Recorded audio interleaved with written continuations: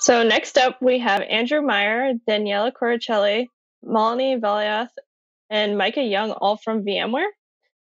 There's often a lot of talk about containers in the realm of Linux, but there's not as much about Windows. So in this talk, they'll be covering Cloud Native Buildpacks and enabling that with Windows containers. So I'll let them take it off.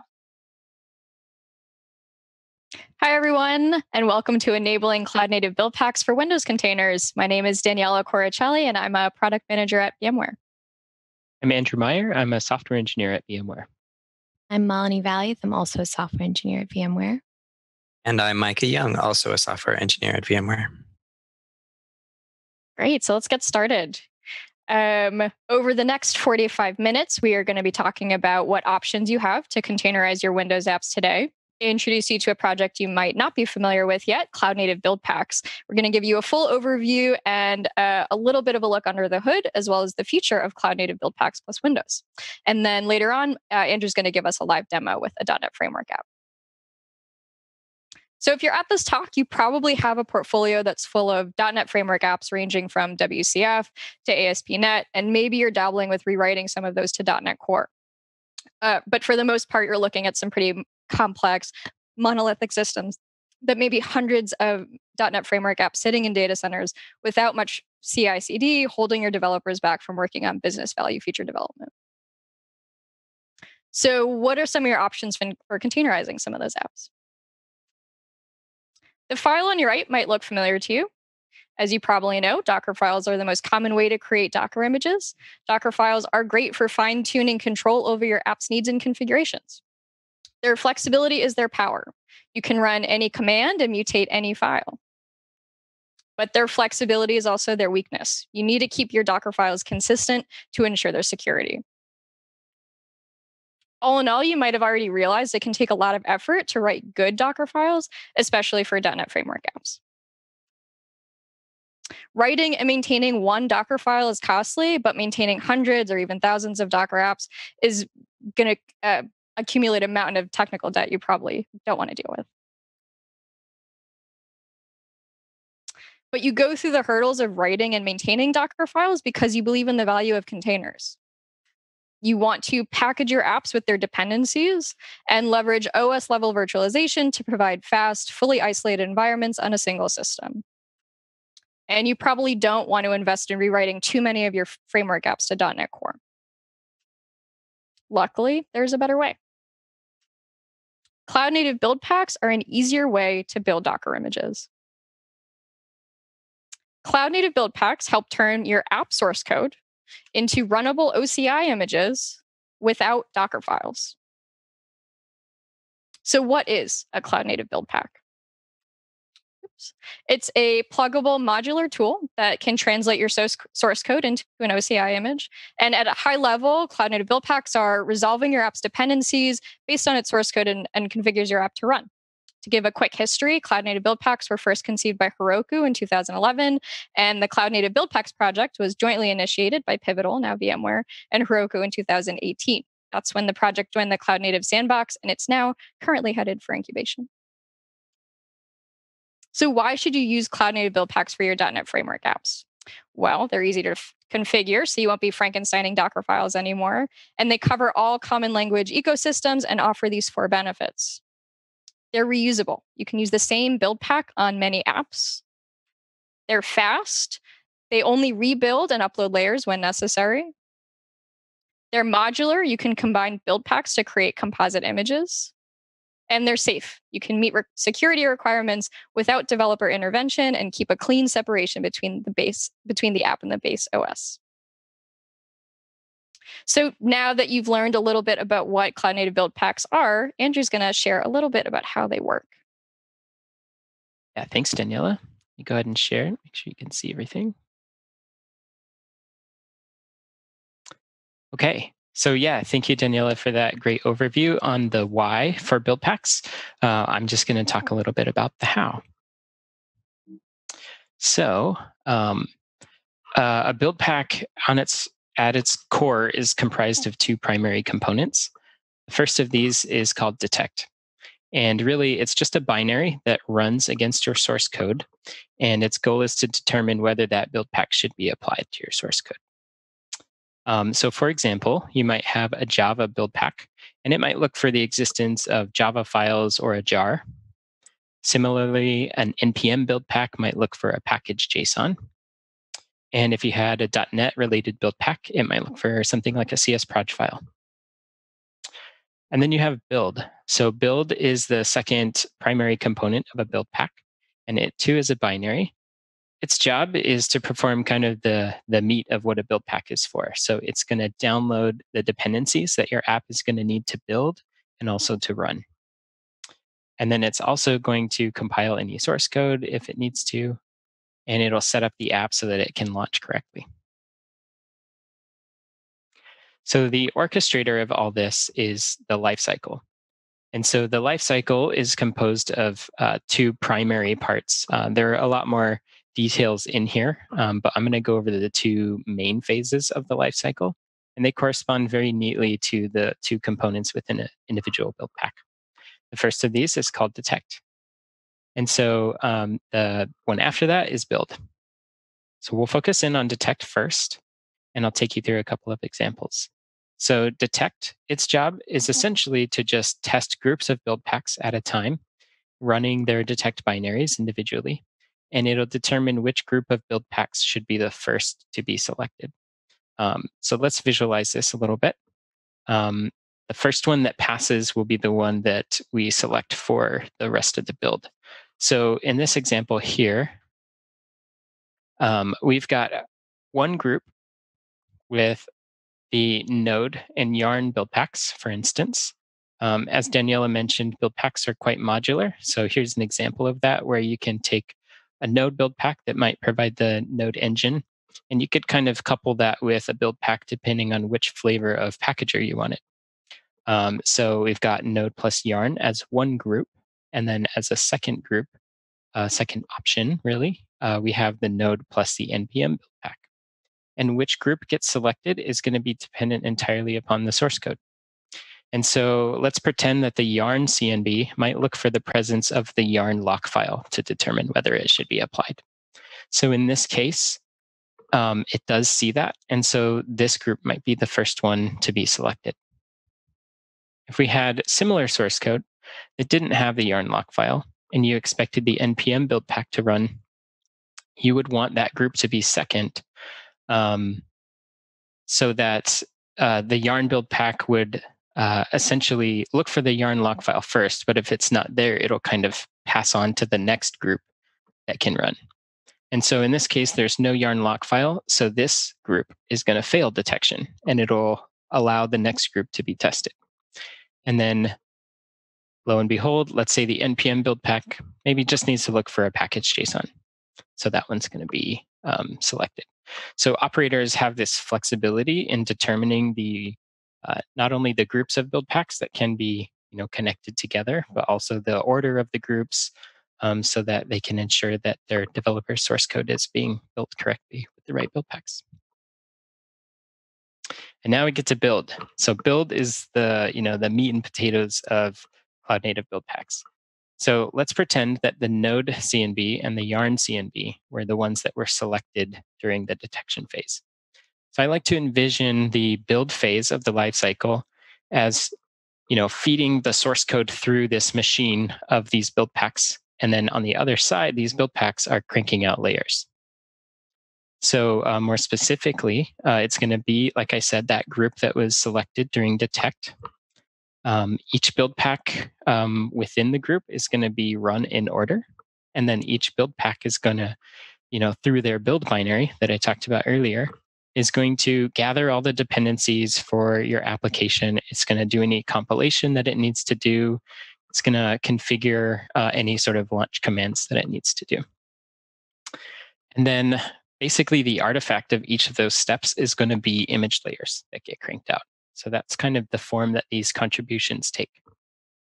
And then at the end of this, you have this handy stack of images or of layers that are basically going to comprise your image at the end. So in order to work up to this big picture that I'll show you, there's one more piece of the puzzle that we want to have you understand. And it's about stacks and builders. So you might have heard the word stack related to Tanzu application service or PC or any other like pivotal equivalents in the past. And so it's a similar concept for Cloud Native Buildpacks, but it is a little bit different. So in CNBs, a stack is actually comprised of two images and not one piece. So what we have here is a build image, and we have a run image. And so that build image provides the build time OS or environment that the build packs are going to run inside of. And then you also have the runtime environment that the actual app image is going to be sitting on top of. And that kind of allows you to separate the dependencies that you need only for build time versus the dependencies and things that you need in your stack at runtime.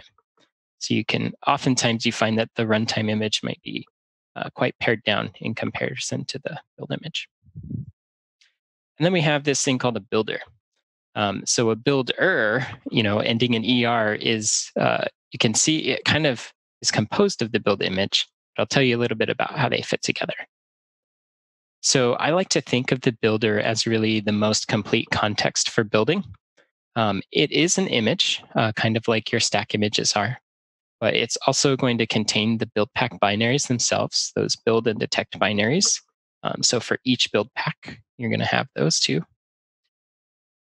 It's going to contain the lifecycle binaries. So the lifecycle is one or more binaries that will run those phases that I talked about previously. So those are going to be in there as well as distinct image layers.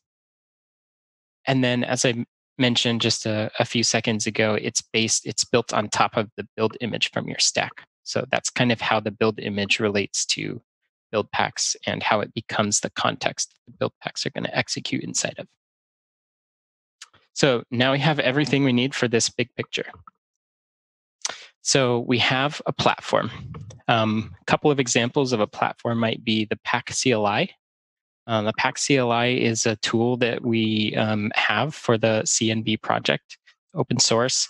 Basically allows you to execute build packs locally on your own machine. And I'll be demoing that later at the end of this presentation. And so Pack is really a platform. It's a CLI that is a platform. It's a local platform, if you will. You can also have a platform that exists maybe in a Kubernetes cluster or something like that. So we'll be talking about build service later, and some Kubernetes related tools that you can use build packs with.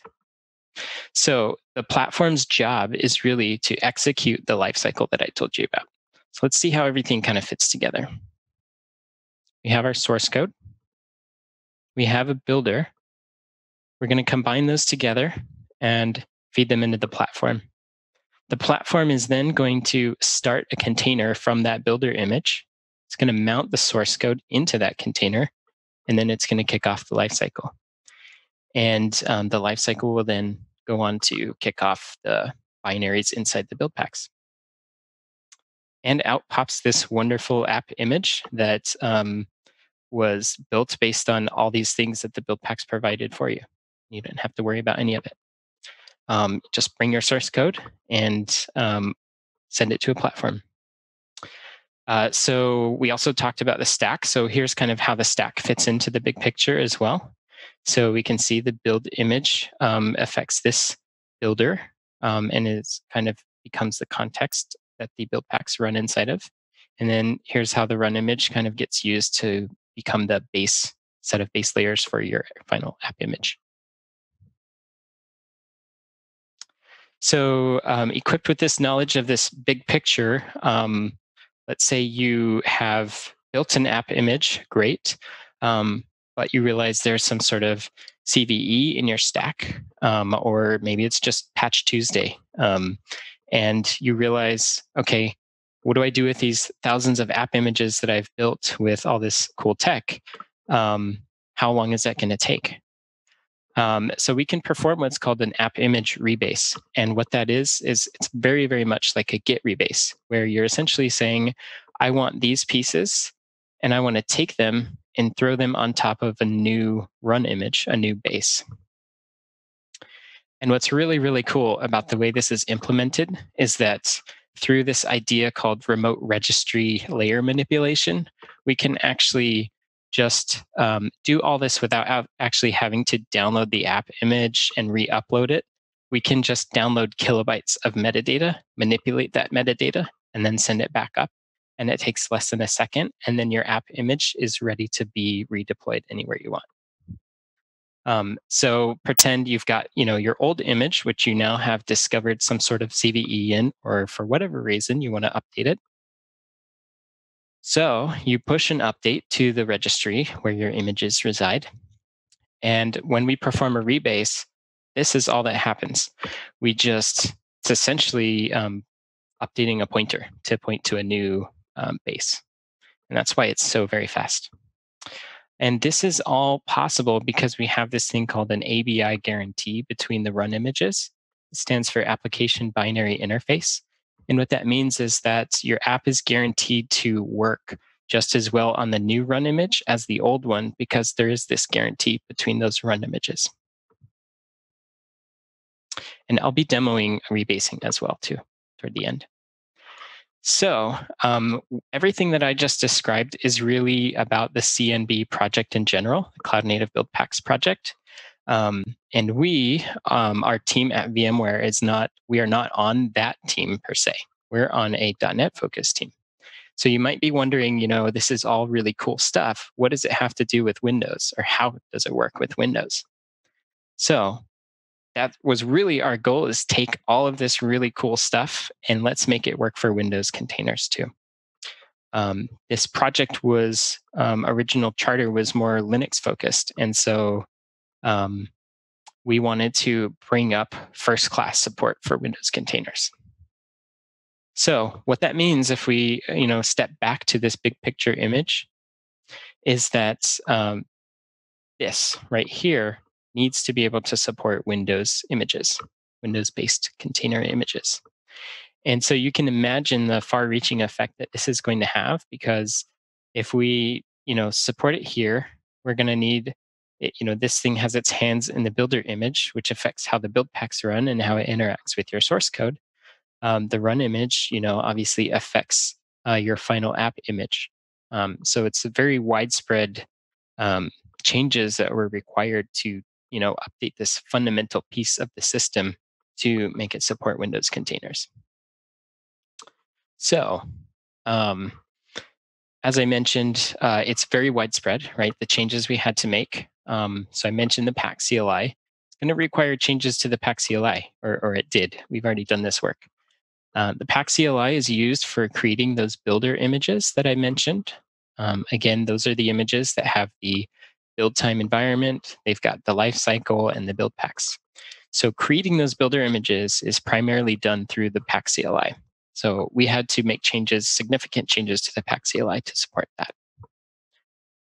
We also want to make sure that the actual thing that Pax does primarily, is building app images, that would support targeting Windows Docker hosts, Windows-based images,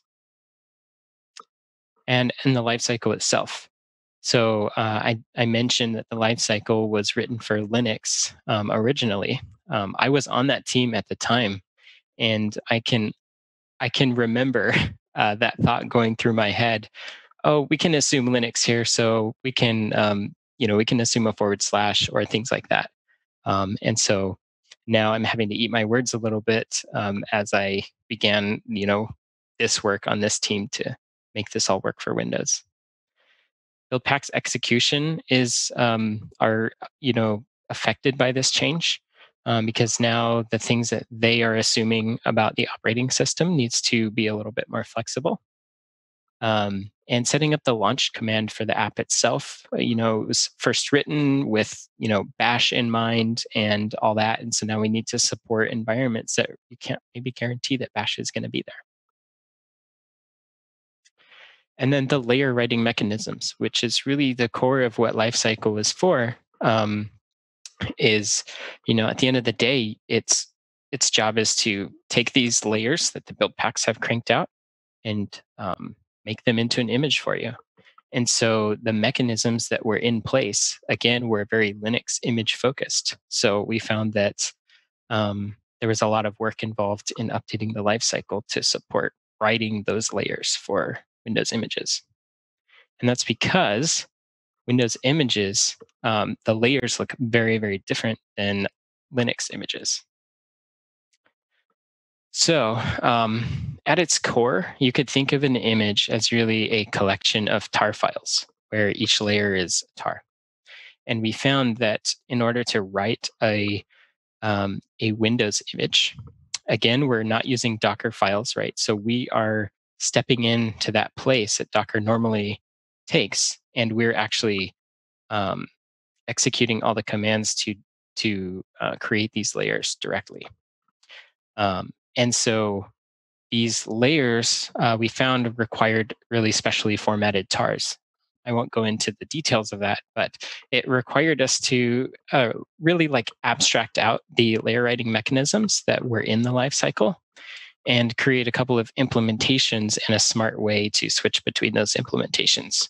And so we had, the existing Linux-based implementation, and then we created a new Windows-based image implementation.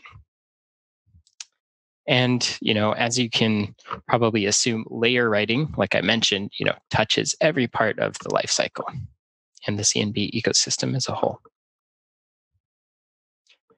We also found there were a few little quirks with Docker as it relates to Windows. There were some areas where it felt a little less optimized than Linux. Certain things might be slower, or we ran into some permissions issues around volumes and things like that. And overall, the ecosystem is really just a bit smaller for Windows container images than Linux. And that, it makes a lot of sense because Windows is newer to this, Docker image ecosystem. But the images that are there, so, even though the ecosystem is growing thanks in large part to Microsoft and the public images that they are posting, those images are not quite as flexible as some of the Linux counterparts. And so, we found that a lot of them are closed source. They're actually distributed as foreign layers.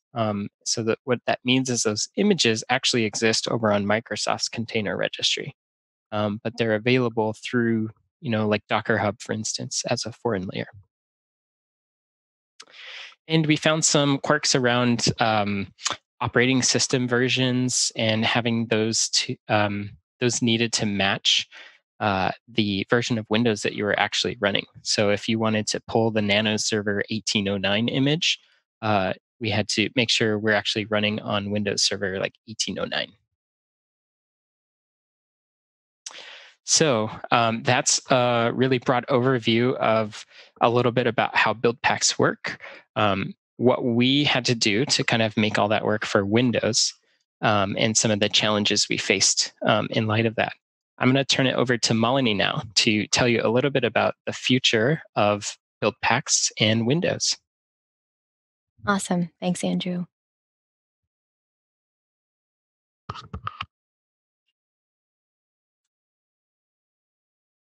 All right. Can you guys see that okay? All right. So one thing we're really excited about that's coming up is full enterprise support for Windows in Tanzu Build Service. So if you haven't heard of TBS, it's an enterprise support solution for an automated cloud native build pack workflow. It provides all the benefits of cloud native build packs, but with the automation and support an enterprise needs to run at scale. So it can monitor your source code, your dependencies, and your stack to ensure your images are up to date. It can monitor your source code from version control to trigger new builds, but it can also support triggers from a CI pipeline, which is probably a more common use case. Similarly, TBS can monitor your builder for build pack updates and will trigger rebuilds as necessary. TBS also monitors your stack. If there are any changes, let's say, to your Windows base image, Build Service can automatically perform the rebase for you and push the image to your registry. Overall, Tanzu Build Service automates the benefits of a Buildpack-powered workflow so that everyone in your enterprise can be more productive. Developers can focus on delivering app features, and operators can focus on the security of stacks and dependencies. So Windows support for Tanzu Build Service is slated to release later this fall in its beta version. There will also be an evaluation version available before that on TanzuNet with our Windows stack and our .NET Framework build pack. So next, Andrew will be walking you through how build packs work in action with a demo. So I'll hand it back to Andrew.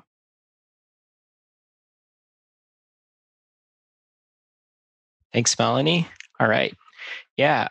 So let's get started with actually seeing these things work. So I'm going to slide over here to my Windows VM. And so I'm going to be using the Pax CLI that I talked about earlier. And what we're going to do is we're first going to run a build, and we're going to use a sample builder that we already have published on Docker Hub that you can use today if you want. So we're going to start with the pack build command. And we're going to build an app called demo app. I'm going to enable verbose logging just for the demo so we can see a bit more. And we're going to tell it to use the builder that's up on our samples Docker Hub.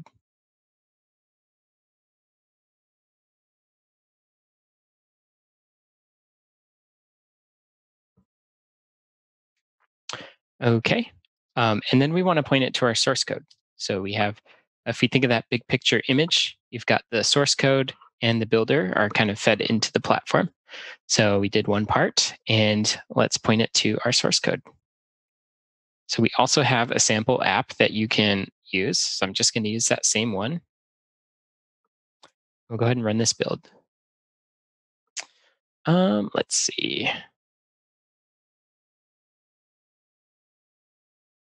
Oops, had a little typo there.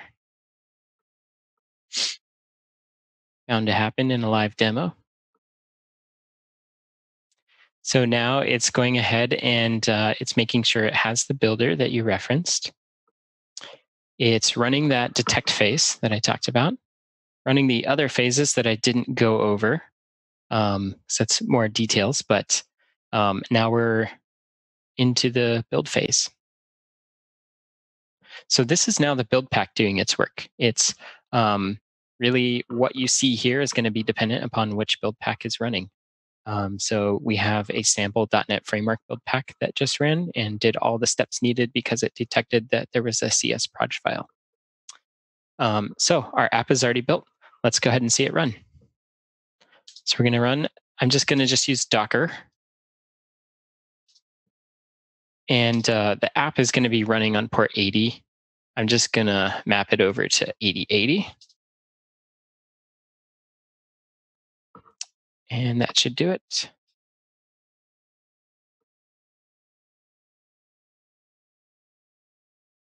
So now this is the launch command running that the build pack set up. And the app reports that it's been started. So let's go ahead and hit up localhost 8080.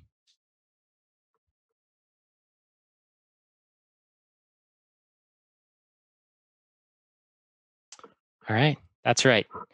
Cloud Native Buildpacks loves Windows. So this is just a very, very simple .NET Framework app, but it is a truly viable .NET Framework app nonetheless. So I'd encourage you to try out your own apps maybe with this sample build pack. So let's head back over here. I want to show you a couple more features. So we'll let this app kind of shut down. And I'm going to show you a build where we can actually build directly against a registry. So we're going to run this same command here, but I'm going to supply the publish command. And what this is going to do is it's going to skip building it locally. If the image was not there on your local Docker daemon, it still wouldn't be there after this, but it would exist in the registry that you pointed it to. In this case, I've pointed it to a local registry just sitting at port 5000 on my machine. And we'll go take a peek at that registry after this build is finished to make sure that it's there. Build should be just a tad quicker this time because it's reusing what it can.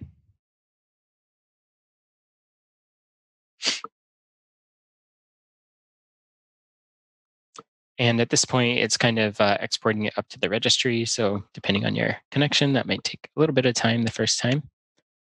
Buildpacks do optimize though, and that the lifecycle will only update layers that need to. So if this app image is up there on the registry already, it's only going to be uploading those layers that it knows have changed. It's a pretty cool optimization. So let's go ahead and take a peek over here. I have this little registry UI. Our run image is sitting up there. So I'm going to demo Rebase for you in a bit. We have our app image that just popped up. So that, again, built directly to the registry. Didn't actually hit our local Docker daemon. Cool. So you've got this app image, right? You've built. Again, what about those things that happen after your app is already out there in the wild? You realize there's a CVE in your stack, in your OS, and you need to make some updates to some of the things that are in your OS. But what if you have, hundreds or even thousands of app images, kind of like Daniela mentioned in her first part? You've got, Docker files that you might need to rebuild 100 times over, or you might need to update a whole bunch of images at once that share this common stack. So because Cloud Native Buildpacks has this really, really well-defined seam between the app and the stack, these rebases can be really, really quick. So I'm going to show you an example of this.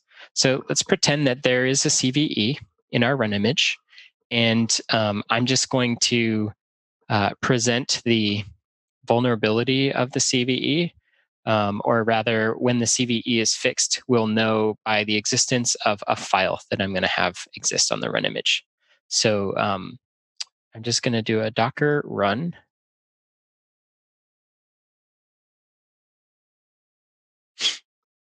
And I'm just going to run a quick command to print out the contents of this file. So again, just for a contrived example, the content or the existence of this file might indicate the presence of the fix to the CVE. So let's go. Just going to print out that file.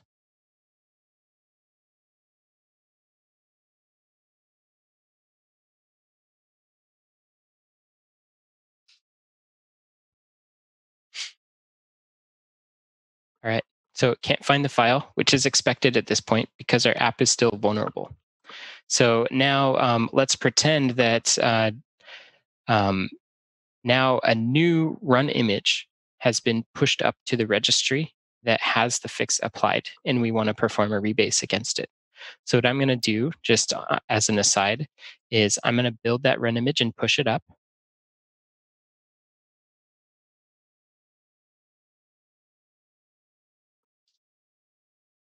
So I have just a quick Docker file.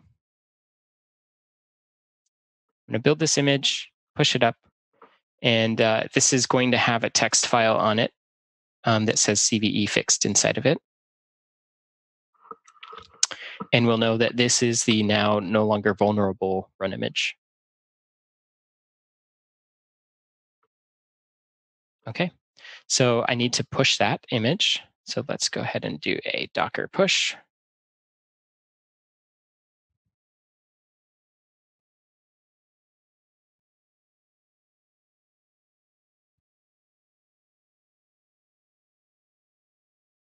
So I'm going to push that up. You can see most of those layers exist because that image I had already pushed to the registry before this demo. That's why we saw that run image sitting up there.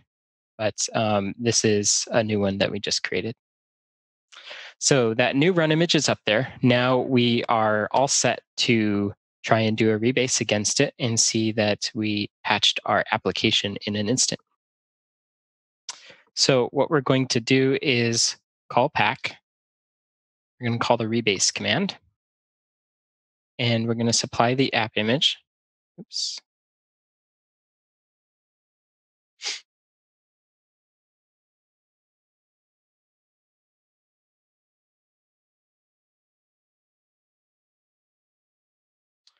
And really all we need to do is say rebase this image. I'm going to go ahead and pass the publish flag just so that updates it directly against the registry, because that's the fastest way. Like I said, this happens with that remote layer registry layer manipulation. So you can time me on this. It should happen in less than a second, ignoring any Zoom delays. Bam. So our app image is updated in the registry in less than a second. No rebuilds had to happen, and that's all because of that nice seam between the app layers and the stack layers, and this ability to do this registry manipulation. So it's up there in the registry. We need to actually pull it if we want to run and check again. So I'm going to do a Docker pull.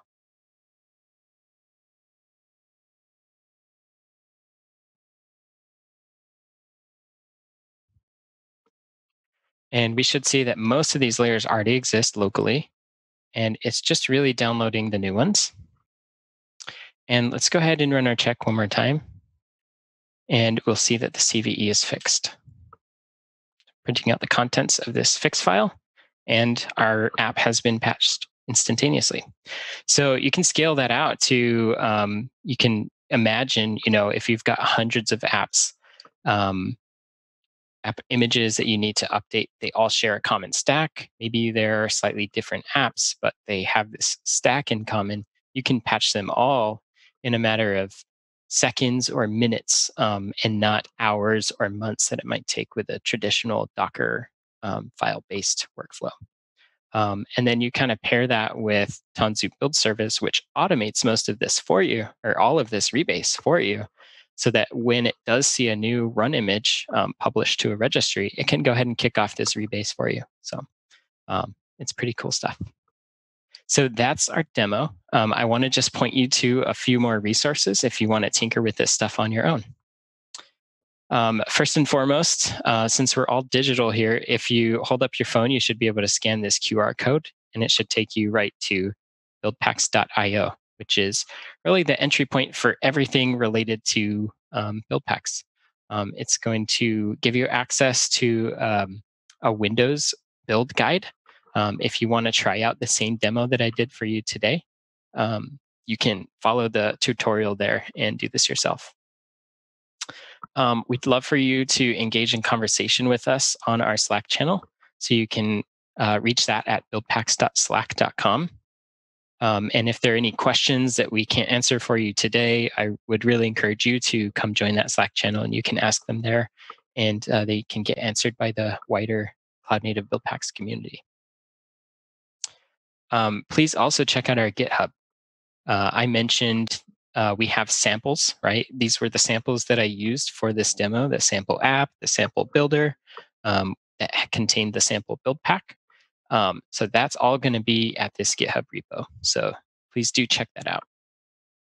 And we'd love stars on any of these repos if you would be so kind. Pax CLI, you can hit up the GitHub repo for that as well as the lifecycle.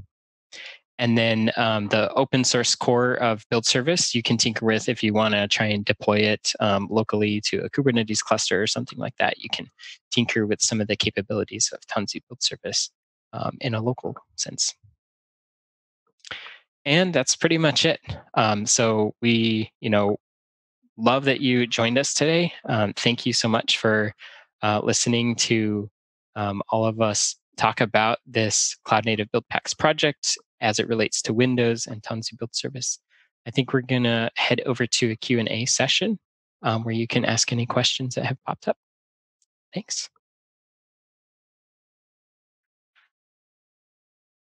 Thanks for going into all of that. It was really cool seeing it on the side of like Windows and not just Linux. But yeah, as was just said, there's a Q&A session right now, so feel free to head over there and ask any more questions that you want to ask about. So thank you very much.